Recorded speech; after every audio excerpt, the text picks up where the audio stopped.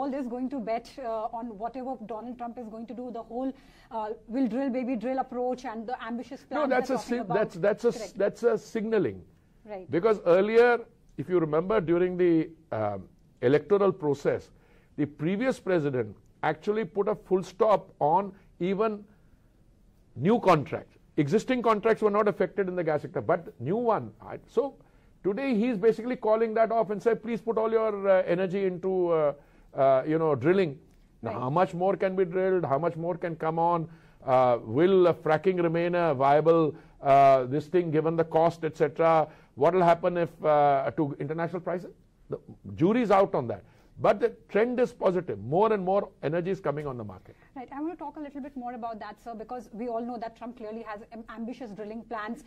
But what has happened is the companies, especially when it comes to drilling plans in areas like Alaska, they have said that, first of all, the risk factors are way too much. And then these kind of plans and approach and, executive orders, they're prone to change with a new election cycle. So they are not as enthusiastic about it as Trump wants them to be. So what do you make of it? Well, I think the oil majors have reached the position they have in the international commerce because they knew when to take risks. Right. So today we also have to understand, that's why we've changed our attitude. We've gone from production sharing agreements to revenue sharing agreement.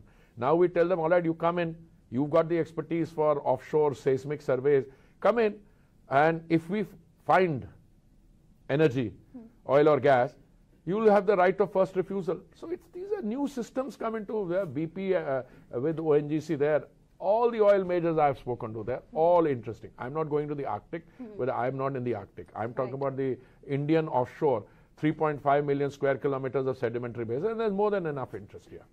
Right. Also, sir, US's oil production is at an all-time high already, and all these things we spoke about, there's a chance that this can further increase. So will India end up importing higher quantities, and will it be feasible considering the distance between the two nations? Our concern is we issue a tender at the point of importation. If somebody has a higher freight cost, etc., it's up to them to adjust it. Na? If you want to sell there, you make the adjustment.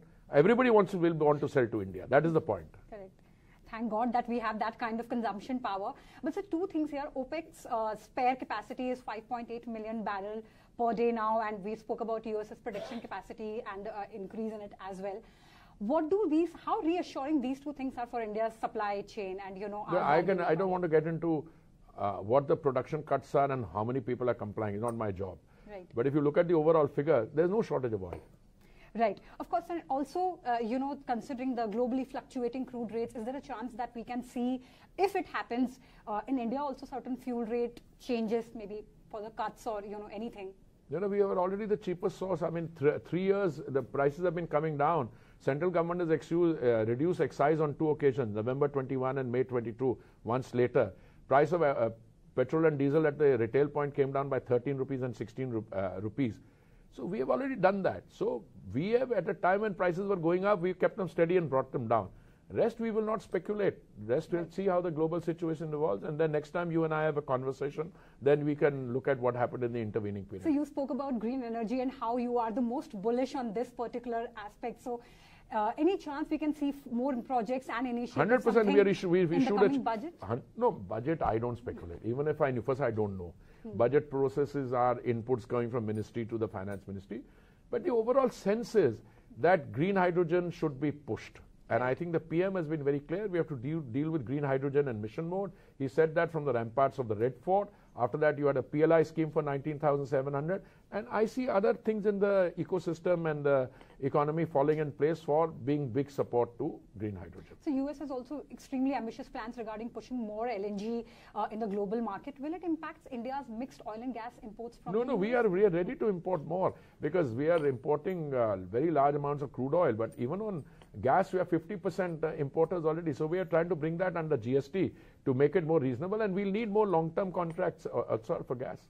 So bringing you back to the green energy sector, any ambitious plan you would want to talk about? No, I've told you we are very ambitious today. We are in a situation of biofuels have gone up to 20%. It was supposed to be a 2030 target. We are doing it now in the next 2 months. We have to look at what we can do beyond 20%. 19 flex fuel cars are coming on the market, 2-wheelers, 3-wheelers, etc. We have enough flex fuel ethanol availability. We have green hydrogen. That the target of 5 million metric tons, I think, is too conservative. So I think it's looking good on the green transition front. And also the target to make the energy generation more in the field of green sector by 2030. Do you think that we are close? Yeah. It's going to be sooner than that? All our targets are well on the way to being met, and they're coming forward. We're supposed to do 10% blending on biofuels by November 22. We did it 5 months in advance. Right. Our 20% target was 2030. We're doing it 5 years in advance. So Right. it's getting better and better. Okay. Thanks a lot for Thank talking you. to us, sir. I know you were really, your schedule thank is you really very much. packed, I but enjoyed thank you this. so Thank much, you. sir. Thank you. So All much. the Good best. day, sir. Bye-bye. Thank you.